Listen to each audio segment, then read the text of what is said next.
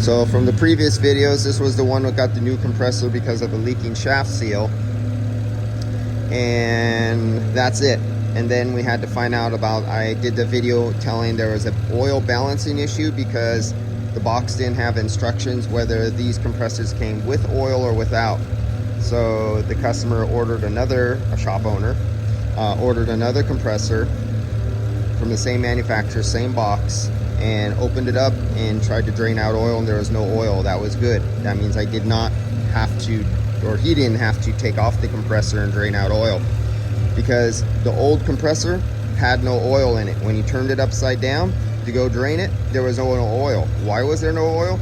Because it ran low on refrigerant, and the refrigerant vapor gas that was left over was good enough to push the oil out of the system, but it didn't bring the oil back from the evaporator to the old compressor. That's why we didn't want a double oil capacity problem by installing a new compressor that's filled with the factory quantity of oil. And I'm not going to do a full test on this one because I know it was working absolutely perfect before. And right now the suction line is varying between 33 degrees Fahrenheit, 32 and 34. So it's going between 32 and 34 degrees on the suction line coming out of the evaporator. So I automatically know it's coming out nice and chilly inside.